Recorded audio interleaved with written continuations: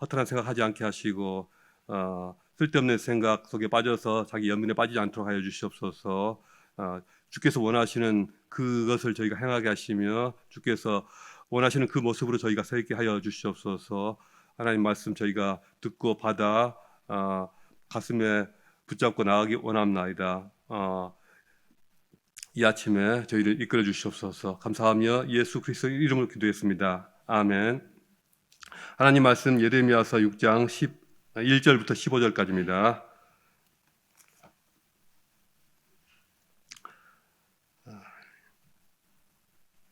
6장 1절부터 15절까지인데요. 오늘은 6장 6절부터 15절까지만 읽겠습니다. 만군의 여호와께서 이와 같이 말하노라. 너희는 나무를 베어서 예루살렘을 향하여 목책을 만들라. 이는 벌받을 성이라. 그 중에는 오직 포악한 것뿐이니라. 샘이 그 물을 솟구쳐냄 같이 그가 그 악을 드러내니 폭력과 탈취가 거기에서 들리며 질병과 살상이 내 앞에 계속하느니라. 예루살렘아 너는 훈계를 받으라. 그리하지 아니하면 내 마음이 너를 싫어하고 너를 황폐하게 하여 주민이 없는 땅으로 만들리라. 만군의 여호와께서 이와 같이 말씀하시되 포도를 따듯이 그들이 이스라엘의 남은 자를 말갛게 주우리라. 너는 포도 따는 자처럼 네 손을 광주리에 자주자주 놀리라 하시나니 내가 누구에게 말하며 누구에게 경책하여 듣게 할꼬. 보라 그 귀가 할례를 받지 못하였으므로 듣지 못하는도다. 보라 여호와의 말씀을 그들이 자신들에게 욕으로 여기고 이를 즐겨하지 아니하니 그러므로 여호와의 분노가 내게 가득하여 참기 어렵도다. 그것을 거리에 있는 아이들과 모인 청년들에게 부으리니 남편과 아내와 나이 든 사람과 늙은이가 다 잡히리로다. 내가 그 땅 주민에게 내 손을 펼 것인즉 그들의 집과 밭과 아내가 타인의 소유로 이전되리라. 여호와의 말씀이니라. 이는 그들이 가장 작은 자로부터 큰 자까지 다 탐욕을 부리며 선지자로부터 제사장까지 다 거짓을 행함이라. 그들이 내 백성의 상체를 가볍게 여기면서 말하기를 평강하다 평강하다 하나 평강이 없도다. 그들이 가증한 일을 행할 때 부끄러워하지 하였느냐? 아니라 조금도 부끄러워하지 아닐 뿐 아니라 얼굴도 붉어지지 않았느니라. 그러므로 그들이 엎드러진 자와 함께 엎드러질 것이라. 내가 그들을 벌하리니 그때 그들이 거꾸러지리라. 여호와의 말씀이니라. 아멘. 이 본문 말씀을 가지고 하나님의 원수, 사람들의 원수라는 제목으로 묵상해 보고자 합니다. 이제 북방에서 큰 군대가 예루살렘으로 쳐들어옵니다.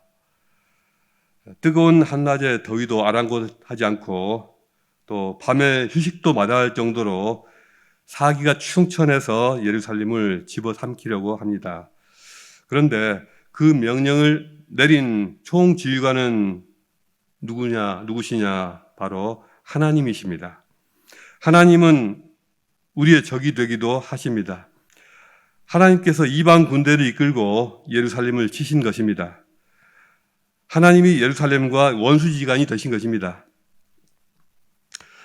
영원토록 이스라엘 민족을 지키시는 신이시고 또 예루살렘을 지키시는 수호신이 되시는 줄만 알았던 하나님께서 놀랍게도 예루살렘의 원수가 되시며 그들을 징벌하시고 심판하신다는 상상할 수도 없는 그런 일이 벌어진 것입니다. 어떻게 이런 일이 있을 수 있나요? 하나님께서 어떻게 그들의 원수가 되셨는가에 대해서 우리가 지금까지 읽었던 예레미야의 여러 구절에서 그 이유가 나타나 있습니다. 오늘 읽은 본문에서도 7절에서 샘이 그 물을 솟구쳐냄 같이 그가 그 악을 드러내니 폭력과 탈취가 거기에서 들리며 질병과 살상이 내 앞에서 계속하느니라 하였고 또 13절 14절에서도 이는 그들이 가장 작은 자로부터 큰 자까지 다 탐욕을 부리며 선지자로부터 제사장까지 다 거짓을 행함이라. 그들이 내 백성의 상체를 가볍게 여기면서 말하기를 평강하다 평강하다 하나 평강이 없도다 하였습니다. 이런 것들이 그들이 하나님의 원수가 된 이유입니다. 원수 관계를 통상적으로 표현한 말이 불구대천의 원수다 또는 불공대천의 원수다 이렇게 말을 합니다. 한 하늘 아래 함께 살 수 없는 사이다. 다시 말해서 한쪽이 반드시 없어져야 되는 그런 사이라는 뜻입니다. 상대방에 대한 혐오감이나 원한이 극에 달해 있기 때문입니다. 둘이 함께 공존할 수가 없으니 상대가 없어지기를 또 서로가 제거되기를 바라는 그런 것입니다. 성경에서 원수로 인한 심적 고통이 어떤 것이었는지를 잘 볼 수 있는 곳은 구약 성경에서 시편입니다. 누군가로부터 박해를 받을 때 하나님께 자신의 처지를 호소하며 구원해 주실 것을 탄원하는 탄원시라고 하죠. 이 탄원시가 시편의 여러 곳에서 눈에 띕니다. 시편의 시인은 먼저 자신의 고통을 구체적으로 묘사합니다. 그 고통을 해결할 수 없는 자신의 무능을 하나님께 고백합니다. 그리고 자신을 괴롭히는 원수들의 이름을 나열하면서 하나님께 구원을 간청합니다. 하나님께 올리는 이러한 탄원은 거의 울부짖음에 가깝습니다. 원수에 대한 원한이 극에 달해 있는 모습입니다. 예를 들어 시편 109편은 이렇게 탄원합니다. 내가 찬양하는 하나님이여 잠잠하지 마옵소서. 그들이 악한 입과 거짓된 입을 열어 나를 치며 속이는 혀로 내게 말하며 또 미워하는 말로 나를 두르고 까닭없이 나를 공격하였습니다. 나는 사랑하나 그들은 도리어 나를 대적하니 나는 기도할 뿐이라. 그들이 악으로 나의 선을 갚으며 미워함으로 나의 사랑을 갚았사오니 악인이 그를 다스리게 하시며 사탄이 그의 오른편에 서게 하소서. 그가 심판을 받을 때 죄인이 되어 나오게 하시며 그의 기도가 죄로 변하게 하시며 그의 연수를 짧게 하시며 그의 직분을 타인이 빼앗게 하시며 그의 자녀는 고아가 되고 그의 아내는 과부가 되며 그의 자녀들은 유리하며 구걸하고 그들의 황폐한 집을 떠나 빌어먹게 하소서. 거룩하신 하나님 앞에서 어떻게 이렇게 심한 저주를 입에 담을 수 있는지, 어떻게 이래도 되는 것인지 싶을 정도로 강력한 저주의 기도를 하나님께 드리고 있습니다. 또 시편 7편 16절은 이렇게 소리칩니다. 그의 재앙은 자기 머리로 돌아가고 그의 포악은 자기 정수리에 내리리로다. 기도자의 원수들은 나라 밖에 있는 사람들이 아니라 대부분 이스라엘 백성에 속한 사람들이었습니다. 심지어는 기도자와 가장 가까운 이웃 사람들이었습니다. 이들은 기도자가 저지르지 않은 죄를 가지고 모함하고 기도자를 사회적으로 육체적으로 파멸시키려고 합니다. 어떤 경우는 기도하는 사람이 이 기도자의 가정이나 재산에 엄청난 타격을 입히고 피해를 주기도 하였습니다. 원수들에 대한 기도자의 원한이 사무쳐서 그들을 이렇게 저주하여 마지 않은 것입니다. 시편에는 총 150편의 시가 있는데 그 중에 10개 정도의 시가 저주시로 분류됩니다. 시편은 하나님을 예배할 목적으로 만들어진 찬양 가사입니다. 하나님을 찬양하거나 주님을 인하여 받는 위로를 노래해야 할 이 시편에서 저주와 하나님의 심판을 부르짖는 시가 10개씩이나 된다는 것이 보통 일이 아닙니다. 이것은 구약시대에 하나님을 경외하며 의로운 길을 따르는 일부 사람들도 있었으나 대다수 사람들은 일상적으로 겪은 실제 삶은 불법과 불의가 판을 치고 공의와 정의가 사라져서 약하고 정직한 자들이 수많은 피해와 고통을 당하는 그러한 삶이었음을 말해줍니다. 더 놀라운 것은 이러한 시편의 이 탄원시들 그리고 저주시들이 요즘 우리가 읽고 있는 예레미야의 이 심판의 메시지와 굉장히 똑같다는 것입니다. 밀접하게 관련되어 있다는 것입니다. 시편에서 여러 저자들이 하나님께 탄원하며 또 악인들을 저주하고 있는 그 내용들이 바로 예레미야서에서 만군의 하나님께서 예루살렘의 원수가 되신 이유로 열거하고 있는 그 상황들, 바로 그 상황들과 다르지 않다는 것입니다. 이것은 시편의 여러 시가들에 의해서 대표적으로 표현된 많은 사람들의 불의와 불법에 대한 그러한 탄원과 원한이 사무쳐서 하나님께 상달되어서 이제 예레미야에서 하나님의 징벌과 심판의 메시지로 다시 되돌아왔습니다.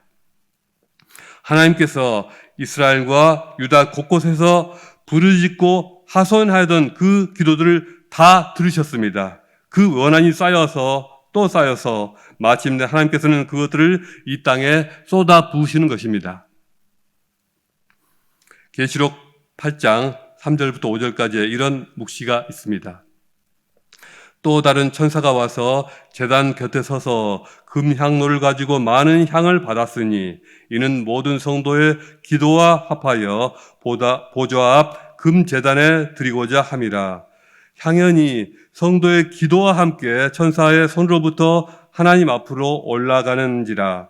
천사가 향로를 가지고 제단에 불을 담아다가 땅에 쏟음에 우레와 음성과 번개와 지진이 나더라. 한국에서 갑작스런 폭우가 쏟아져서 많은 사람이 죽었습니다. 세계 곳곳에 자연재해와 코로나로 인하여 수많은 사람들이 목숨을 잃고 있습니다. 우크라이나 전쟁은 물론이고 레바논, 에티오피아, 시리아, 수단, 소말리아와 같은 많은 나라들은 지금도 전쟁 중입니다. 세계 곳곳의 자연재해와 전쟁은 아무 이유도 없이 터져서 애꿎은 사람들만 자꾸 죽어나가는 것처럼 보입니다. 그러나 성경의 관점에 의하면 세상의 모든 전쟁은 또 모든 재난들은 인간들의 끝없는 탐욕과 증오심과 그로 인한 원한들, 또 죄악들이 쌓여서 또 쌓여서 필연적으로 벌어지는 일들입니다. 세상이 평화로운 곳이 되면 얼마나 좋겠습니까마는 이 땅에 사는 사람들이 자신들의 탐욕과 증오심과 원한을 거둬들이지 않는 한 세상에는 그러한 평화가 오지 않을 것입니다. 지금 이 시간에도 세계 곳곳에서 불의와 불법으로 인한 탄식과 저주의 기도가 하나님께 상달되고 있을 것입니다. 이런 식으로 사람과 사람이 서로 원수가 될 때 하나님께서는 사람들이 가장 두려워하는 원수의 모습으로 나타나실 수 있습니다. 그러므로 하나님을 원수로 마주치지 않으려면 먼저 사람들끼리 서로 원수지간이 되는 일을 그쳐야 합니다. 전 세계에는 명목상으로 기독교인인 사람이 25억 명이 넘습니다. 우크라이나 전쟁을 일으킨 러시아 사람들도 이들과 싸우는 우크라이나 사람들도 겉보기에는 대부분 동방정교지만요 기독교인으로 보입니다. 그러나 실제로 기독교를 믿는다고 하는 사람들끼리 이해관계로 서로 원수 맺고 싸우면서 예배당 안에서만 서로 화평하다 외치는 것은 가증스러운 일입니다. 이미 하나님은 그들의 원수가 되어가고 있기 때문입니다. 성경에는 하나님의 원수에 관한 말씀이 많습니다. 특히 신약 성경에는 육신의 생각이 하나님께 원수가 된다 하고 있습니다. 그런 중에 사도 바울은 빌립보서 3장 19절에서 그리스도 십자가의 원수라는 것을 이야기합니다.